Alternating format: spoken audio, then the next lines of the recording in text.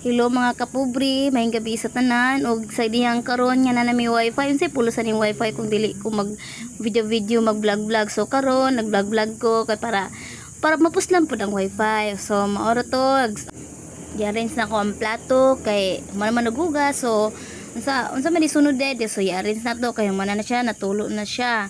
Dayon nag-atiman ko sa gulay nga among lutuon para kaunon panihapon. Lamian din ni siya nga gulay mga kapobri, kabalo na mo unsa ni ug sa naong palang daan kabalo na mo unsa na bahog sa baboy. Bahog ra gyapon sa tao. Gulay ra gyapon sa tao sa baday ni. Ug mao po ni nga gulay na makahurot sa atong bahaw o makasinaw sa atong kaldero bisag bahaw man o dili. So manani mag-open din ta sa atong mahiwagang kahon o mahiwagang kahon gani. Ayan na, tapos nakuha dyan, tapos kumuha na tayo ng chicken sa mahiwagang kahon. Dayon atong hiwa-hiwaon, dayon atong sliceon ang lamas kay para magluto na taon niya o magluto na din ko. Kay para manihapon na ang mga chikiting nga gipanggutom na pod ang amahan o ginahan. Charot. Maura to, day magluto na din ko nga time.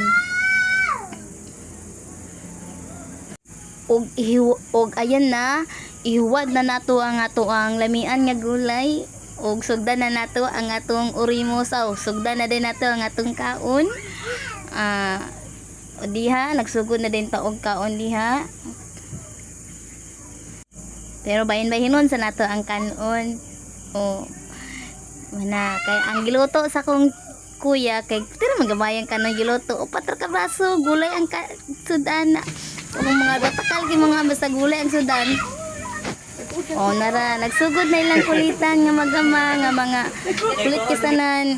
Tara kaon na dugay kay magkaon nara mga badlungon badlungon ba ka ha maybe ay butan man ako mga anak pasaway lang ay unsa di tinuod. Ang butoy mo ko sabutan ni nga vlog basta nagtesting ra ko